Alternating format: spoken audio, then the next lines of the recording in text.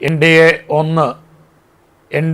1 പുതുപ്പള്ളി അടിച്ച് തൂത്തുവാരി വൃത്തിയാക്കി കൊണ്ടുപോകുന്നു ചാണ്ടി ഉമ്മൻ. അദ്ദേഹത്തിന്റെ ഒരു കോൺഫിഡൻസ്, അതായത് അവസാനത്തെ ഇത് വേണ്ട, കുട്ടിക്കലാശം വേണ്ട, ഫ്ലെക്സും പോസ്റ്ററുകളൊന്നും വേണ്ട, അത് ഒരു ബ്രാൻഡാക്കി. ഇങ്ങനെ സൈക്കിളിന് പോലും നല്ലൊരു പരസ്യം കിട്ടി. അത് ഉമ്മൻചാണ്ടി സാറ് കൊണ്ടുവന്ന ഒരു ട്രെൻഡ് ഉണ്ടല്ലോ, അതിനെ കുറച്ചും കൂടെ ജനകീയവൽക്കരിച്ചു. ജനങ്ങളുടെ കൂടെ ഇറങ്ങി നടന്നു. ആ ഒറ്റമുണ്ട് കൊടുത്ത് ആ ഷർട്ട് വിട്ട് ആളുകളുടെ കൂടെ ഇറങ്ങി ഓടുന്ന ഒരു ശൈലി. ഇപ്പൊ നിലമ്പൂര് ഉപതെരഞ്ഞെടുപ്പ് നമ്മൾ കണ്ടില്ലേ, ആ 1-2 ദിവസം 10,000-ഓളം വീടുകൾ ഓടി കയറി ഇറങ്ങി. ഏത് വീട്ടിൽ ചെന്നാലും ഒന്ന് കൈ കൊടുത്തിട്ട് പോരുമ്പോൾ ആൾക്കാർ പരിഗണിക്കാതിരിക്കത്തില്ല.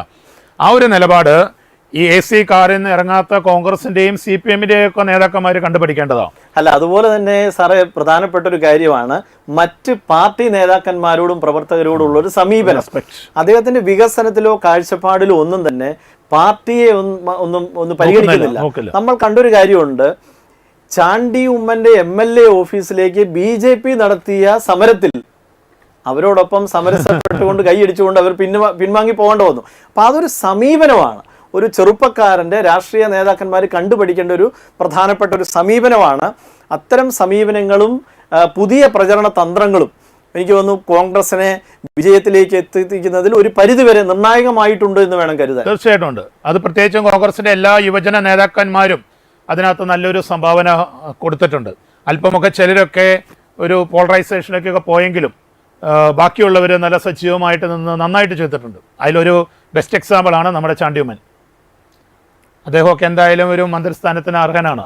എന്തായാലും തമിഴ്നാട്ടിലെ TVKയും 100 കടന്നിരിക്കുകയാണ്, 104 സീറ്റിലേക്ക്.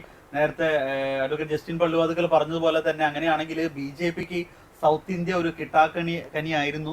അവിടെ അവർ വളഞ്ഞ വഴിയിലൂടെ സാധ്യതയുണ്ട്, പിടിച്ചെടുക്കാൻ ഒരുപക്ഷെ സാധിക്കാം. പക്ഷെ വിജയ് അത്തരത്തിൽ ഒരു ഈ പറഞ്ഞ പോലെ BJPയുമായിട്ടൊരു എന്താ പറയാ അലയൻസ് ഉണ്ടാക്കുമോ എന്നുള്ളത് നമുക്കൊന്നും സംശയമില്ല. കാരണം അദ്ദേഹത്തിന്റെ പല കാര്യങ്ങളിലും BJPയുടെ കൊണ്ടുവന്ന പല കാര്യങ്ങളും അദ്ദേഹം വിമർശിച്ചിരുന്നു നന്നായിട്ട്. ഒപ്പം രാഹുൽ ഗാന്ധിയുമായിട്ടൊരു സൗഹൃദം ഉള്ളതുപോലെ നമുക്ക് തോന്നുന്നില്ല. എന്തായാലും ഒറ്റയ്ക്ക് ഭരിക്കാനുള്ള ഒരു ഭൂരിപക്ഷം TVKക്ക് ഇപ്പോഴാണെങ്കിലും എത്തിയിട്ടില്ല. അങ്ങനെ വന്നു കഴിയുമ്പോൾ, അങ്ങനെ വരുമ്പോൾ ആരെങ്കിലും ഒരാളെ കൂട്ടിപ്പിടിച്ചേ പറ്റുള്ളൂ. അതിനവര് ചിലപ്പോൾ അത് BJP ആ അവസരം മുതലാക്കാം. ശ്രീ ജോയി ചിറ്റിലപ്പള്ളി, വോട്ടെണ്ണലിന്റെ ഒരു പ്രധാനപ്പെട്ട നിർണായക ഘട്ടം കഴിഞ്ഞിരിക്കുന്നു.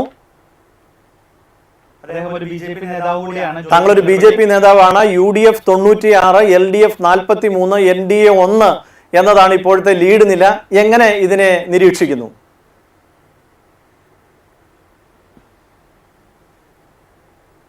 സാങ്കേതിക തടസ്സം കാരണം അദ്ദേഹത്തിലേക്ക് വീണ്ടും വരാം. എന്തായാലും NDA 2ലേക്ക് വന്നിരിക്കുന്നു. NDA 2ലേക്ക് എത്തി. UDF 95, LDF 43.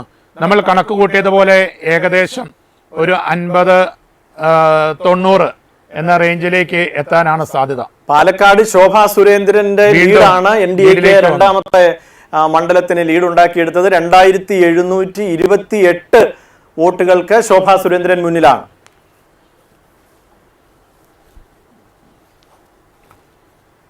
ചാണ്ടി ഉമ്മന്റെ ലീഡ് ഓരോ നിമിഷവും കയറിക്കൊണ്ടുവരുന്നു. രാജീവ് ചന്ദ്രശേഖർ ചെറിയ ഭൂരിപക്ഷത്തിനാണേലും മുന്നോട്ട് പോകുന്നു. രമേശ് ചെന്നിത്തലയുടെ ലീഡ് 14,000 കഴിഞ്ഞു. മാണി സി കാപ്പന്റെ ഭൂരിപക്ഷം 5,000-ലേക്ക് എത്തുന്നു. നാട്ടികയിൽ ഗീതാ ഗോപി 3,320. പീരുമേട് സിറിയക് തോമസ് 11,096. വീണ്ടും കേരളത്തിൽ UDFന്റെ ഒരു മുന്നേക്കം നടക്കുന്നു വലിയ രീതിയിൽ. ഷിബി ബേബി ജോൺ 10,697 വോട്ടുകൾക്ക് മുന്നിൽ. എന്തായാലും 5ാം റൗണ്ട് എണ്ണിക്കഴിഞ്ഞപ്പോഴും ധർമ്മടത്ത് നമ്മുടെ മുഖ്യൻ ഇരട്ടച്ചങ്കം പുറകിലാണ്.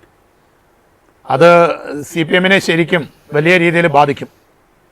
തീർച്ചയായിട്ടും അത് അവരുടെ ഭരണത്തിന്റെ തോൽവി എന്ന് തന്നെയാണ്. ഏകദേശം 14 മന്ത്രിമാര് പുറകിൽ നിൽക്കുന്നു എന്നുള്ളത്. വി ഡി സതീശൻ പ്രതിപക്ഷ നേതാവ് പറഞ്ഞത് 12 മന്ത്രിമാരെന്നുള്ളതാണ്. ഒരു ഓപ്പോസിഷൻ പാർട്ടിയിലെ ലീഡർ 12 എന്ന് പറയുമ്പോൾ നമ്മൾ വിചാരിക്കും ഒരു 6 കിട്ടുമായിരിക്കും. പക്ഷേ ഇത് മറികടന്നു 14-ലേക്ക് പോകുന്ന ഒരു കാഴ്ചയാണ് നമ്മൾ കാണുന്നത്. ഒപ്പം എല്ലാ മേഖലയിലും UDFന്റെ സർവാധിപത്യം എന്നുള്ളതാണ്.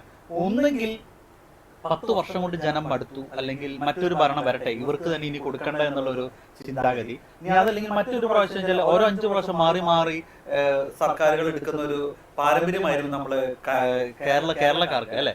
നമ്മൾ ഒരിക്കലും 5 വർഷത്തേക്കുള്ള ആരെയും സഹിക്കുകയല്ലായിരുന്നു. പക്ഷെ കഴിഞ്ഞ പ്രാവശ്യം കഴിഞ്ഞ പിണറായി സർക്കാരിന്റെ ആദ്യത്തെ 5 വർഷം എന്ന് പറയുന്നത് ഞാൻ ആദ്യം പറഞ്ഞ പോലെ തന്നെ ഒരു സഹതാപത്തിന്റെ ഒരു കാര്യങ്ങളായിരുന്നു. കാരണം ഓക്കി ആദ്യം വന്നു, അതിനുശേഷം പിന്നെ നിപ്പ വന്നു, അതിനുശേഷം കോവിഡ് വന്നു, പിന്നീട് വെള്ളപ്പൊക്കം, അങ്ങനെയുള്ള കാര്യങ്ങളെല്ലാം വന്നതിന് ശേഷം വെള്ളപ്പൊക്കം വന്നു 2018. ഇങ്ങനെ കേരളം ഒരു ദുരന്തത്തിന് ശേഷം അടുത്ത ദുരന്തം, അടുത്തതിനടുത്ത്, അങ്ങനെ മതിയായ അവസ്ഥയിൽ കിറ്റ് കിട്ടിയിരുന്നു ജനങ്ങൾക്ക് ഫ്രീ ആയിട്ട് കിറ്റ് കിട്ടിയിരുന്നു. കിറ്റിൽ വീണുപോയി അടുത്തൊരു തെരഞ്ഞെടുപ്പ്. കാരണം കഴിഞ്ഞ ഇലക്ഷന്റെ 2021 ആ തെരഞ്ഞെടുപ്പ് സമയത്ത് വരെ കിറ്റുകൾ കിട്ടിയിരുന്നു. അപ്പൊ അതിനൊരു കാരണം എന്ന് പറഞ്ഞാൽ ദുരന്തത്തെ അതിജീവിച്ച ഒരു ജനതയ്ക്ക് കിറ്റ് കൊടുത്തുകൊണ്ടിരിക്കുന്നു. ആ കിറ്റ് കണ്ട് വോട്ട് ചെയ്ത് രണ്ടാമത് കയറുന്ന ഒരു രീതിയിലേക്കായിരുന്നു കഴിഞ്ഞ പ്രാവശ്യം വന്നത്. അതല്ലെങ്കിൽ എനിക്ക് തോന്നുന്നു ഇതേപോലെ തന്നെ ഒന്ന് കഴിഞ്ഞ ഒന്ന്. പക്ഷെ അപ്പോഴും ഞാൻ മറ്റൊരു കാര്യം ചോദിക്കുന്നത്, ഉമ്മൻചാണ്ടിയുടെ സർക്കാരിന്റെ സമയത്ത്, ഉമ്മൻചാണ്ടി കയറുന്ന 2011 ആ സമയത്ത് 2 സീറ്റുകളുടെ ഭൂരിപക്ഷത്തിലാണ് ഉമ്മൻചാണ്ടി 5 വർഷം ഭരിച്ചത്. അത് അവസാനം ഇപ്പോൾ ഒരു 2-3 മറ്റേ സെൽവരാജനൊക്കെ വന്നു ഒരു 4 സീറ്റുകളുടെ ഭൂരിപക്ഷം വരെ അവിടേക്ക് എത്തി. പക്ഷെ അതൊക്കെ വെച്ച് നോക്കുമ്പോൾ ഇതൊരു മൃഗീയമായ ഒരു ഭൂരിപക്ഷത്തിലേക്കാണ് ഇപ്പോൾ UDF പോകുന്നത്, അല്ലെ? അല്ല, അവിടെ സി പി എമ്മിന്റെ സ്ഥാനാർത്ഥി നിർണയമൊക്കെ ഒത്തിരിയേറെ പ്രശ്നങ്ങളുണ്ട്. ഇപ്പൊ തളിപ്പറമ്പൊക്കെ ഷുഗർ സീറ്റ് കൊണ്ടുപോയി നശിപ്പിച്ചാണ് വാശിയുടെ പുറകിൽ. അങ്ങനെ ഒത്തിരി സ്ഥലത്തില്ലേ. ഇപ്പം നമ്മുടെ സുധാകരൻ അമ്പലപ്പുഴ മുന്നിട്ട് നിൽക്കുന്നു, അതും വാശിയുടെ പേരിൽ കൊണ്ടുപോയി കളഞ്ഞു. അടിസ്ഥാന ഘടകത്തിലെ പാർട്ടിയുടെ അണികളുടെ വികാരത്തെ മാനിക്കാൻ പറ്റിയില്ല. അതിലൊക്കെ ഉപരി കഴിഞ്ഞ 10 വർഷത്തെ LDF സർക്കാരിൻ്റെ ഭരണത്തെ ഒറ്റയടിക്ക് നമുക്കോട്ട് മോശം എന്ന് പറയാൻ പറ്റില്ല. പക്ഷേ അടിസ്ഥാന വർഗത്തിൻ്റെ ഏറ്റവും അടിസ്ഥാന ആവശ്യങ്ങളെ അഡ്രസ്സ് ചെയ്യുന്നതിൽ പരാജയപ്പെട്ടു. ഇപ്പോൾ മലയോരത്തെ ജനത കിടന്നുറങ്ങുന്നുണ്ടോ എന്ന് നോക്കാൻ സർക്കാർ തയ്യാറായില്ല. അവിടെ വന്യമൃഗങ്ങൾ, കാട്ടുജീവികൾ, പരിസ്ഥിതി പ്രശ്നങ്ങൾ, അവിടുത്തെ ജനങ്ങളുടെ ഉറക്കം, അതുപോലെ തീരദേശത്ത് ഈ പറയുന്ന വിഴിഞ്ഞം പോലെയുള്ള വൻകിട പ്രൊജക്റ്റുകൾ കുത്തകക്കാർക്ക് കൊടുക്കുമ്പോൾ അതിലൂടെ വരുന്ന ആ തീരശോഷണവും തീരദേശ ഇഷ്യൂവുമെല്ലാം സാധാരണക്കാരെ ബാധിച്ചു. ഈ കിടപ്പാടം നഷ്ടപ്പെട്ടവരുടെ പ്രശ്നങ്ങൾ, അവിടെ ജീവിക്കാൻ വിധിക്കപ്പെട്ട ജനത്തിൻ്റെ പ്രശ്നങ്ങൾ, അതിനെ അഡ്രസ്സ് ചെയ്യാൻ പരാജയപ്പെട്ടു. അതിലുപരി നമ്മുടെ യുവജനങ്ങളുടെ തൊഴിൽ മേഖലയിൽ എന്ത് നിലപാടാണ് ഈ പറയുന്ന LDF സർക്കാർ എടുത്തിരിക്കുന്നത്? 22 PSC മെമ്പർമാരെയും അവരുടെ പേഴ്സണൽ സ്റ്റാഫിനെയും വെച്ചിട്ട് എത്ര പേർക്ക് ഇന്ത്യയിലെ നമ്പർ 1 തന്നെയാണ് ആ PSCയുടെ നിയമനത്തിലും. പക്ഷേ കേരളത്തിൻ്റെ 99 പേര് പുറത്തു പോകുമ്പോൾ ഒരാൾക്ക് ജോലി കൊടുത്തതുകൊണ്ട് കേരളത്തിലെ യുവജനങ്ങളെ സംതൃപ്തിപ്പെടുത്താൻ പറ്റില്ല. അവസാനം 1000 രൂപ അവർക്ക് കൊടുത്താൽ അവരുടെ പ്രശ്നം തീരുമോ? 1000 രൂപയ്ക്ക് അവരുടെ മൊബൈൽ ചാർജ് ചെയ്യാൻ ഇന്ന് തികയില്ല. ഇപ്പോൾ കുടുംബ ബജറ്റ് താളം തെറ്റി, ജീവിത ചെലവ് കൂടുന്നു, കാർഷിക മേഖലയിലെ വെടിയിടിവ്, ഇതൊന്നും അഡ്രസ്സ് ചെയ്യാതെ ഇവിടുത്തെ ഉദ്യോഗസ്ഥ വൃന്ദത്തെ ഒരു 5% താഴെ, കേരളത്തിലെ മൊത്തം ജനസംഖ്യയുടെ ഒരു 2.5% ഉള്ളൂ ഉദ്യോഗസ്ഥർ. ആ ഗവൺമെൻറ് ഉദ്യോഗസ്ഥരെ തൃപ്തിപ്പെടുത്താൻ വേണ്ടി ഓരോ കാലഘട്ടത്തിലും ഇവർ ശ്രമിച്ചു. ആ ശ്രമമാണ് ഈ സാധാരണക്കാരെ മുഴുവൻ പാർട്ടിയിൽ നിന്ന് അകറ്റിയത്. ഇത് കോൺഗ്രസ് മനസ്സിലാക്കിക്കൊണ്ട് ആ കോൺഗ്രസ് നിലപാടെടുത്ത് മുന്നോട്ട് വരുന്നില്ലെങ്കിൽ അത് കോൺഗ്രസ്സിന് ഈ CPM-നെ നേരിട്ടതിനേക്കാളും വലിയ വെല്ലുവിളി അടുത്ത 5 വർഷം ഉണ്ടാവും. അതാണ് അടിസ്ഥാനപരമായി നമുക്ക് ഈ CPM-ന്റെ പരാജയത്തെ വിലയിരുത്തുമ്പോൾ നമ്മൾ കാണേണ്ടത്.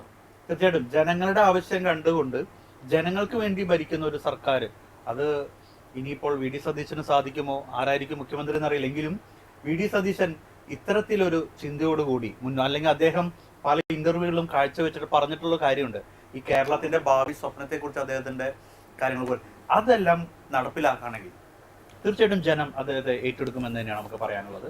അത് അദ്ദേഹത്തിന്റെ കുഴപ്പം എന്താണെന്ന് ചോദിച്ചാൽ, ഇപ്പോൾ സ്ത്രീകൾക്ക് സൗജന്യ യാത്ര ഡിക്ലെയർ ചെയ്തു, പിറ്റേ ആഴ്ച അദ്ദേഹം പറയുന്നു അത് അത്ര നടപ്പാക്കാൻ എളുപ്പമുള്ള ഒരു കാര്യമല്ല. ഈ സതീഷിനെ സംബന്ധിച്ച ഒരു സ്റ്റെബിലിറ്റി സ്റ്റേറ്റ്മെൻറ്റുകളിലും വാക്കുകളിലും നമുക്ക് കാണാൻ പറ്റില്ല.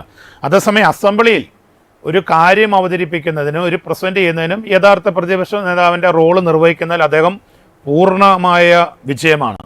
പക്ഷെ ജനങ്ങളുടെ മുമ്പിൽ ഒരു കാര്യം പറഞ്ഞാൽ, ഇപ്പോൾ നമ്മൾ പിണറായി വിജയനെ നോക്കിക്കുക, അദ്ദേഹം ഒത്തിരി സംസാരിക്കില്ല, പക്ഷെ ഒരു കാര്യം പറഞ്ഞാൽ അത് എക്സിക്യൂട്ട് ചെയ്യും. ആ രീതിയിലേക്കൊരു കോൺഗ്രസിൻ്റെ നേതൃത്വത്തിൽ അല്ലെങ്കിൽ ഒരു സംസ്ഥാനത്തിൻ്റെ ഭരണനിർവഹണത്തിൽ അതിൻ്റെ കേന്ദ്രസ്ഥാനത്തിരുന്ന് വി ഡി സതീശന് തിളങ്ങാൻ പറ്റിയില്ലെങ്കിൽ എന്തായാലും ഉമ്മൻചാണ്ടിയുടെ ടാക്ടിക്സോ ഒന്നും അത്രയും ഒരു മെയ്വഴക്കം ഉണ്ടെന്ന് തോന്നുന്നില്ല. മറ്റുള്ളവരെയൊക്കെ ഒന്നിച്ചു കൂട്ടി പിടിച്ചു കൊണ്ടുപോകുന്നതിൽ അത് ഗുണത്തേക്കാളേറെ ദോഷം ചെയ്യും. ചിലപ്പോൾ അദ്ദേഹത്തിൻ്റെ ഭരണത്തിൻ്റെ പകുതി സമയം, ഓരോ ദിവസത്തിൻ്റെയും പകുതി സമയം ഈ മുന്നണിയെ കൂട്ടിക്കെട്ടി കൊണ്ടുപോകുന്നതിന് ചിലപ്പോൾ കഷ്ടപ്പെടേണ്ടിയും വരും. ഇതൊക്കെ അദ്ദേഹത്തെ നേരിടാൻ പോകുന്ന വെല്ലുവിളികളാണ്. വീണ ജോർജ് തോൽവി ഉറപ്പിച്ചു. അബിൻ വർക്കി ചരിത്ര വിജയത്തിലേക്ക്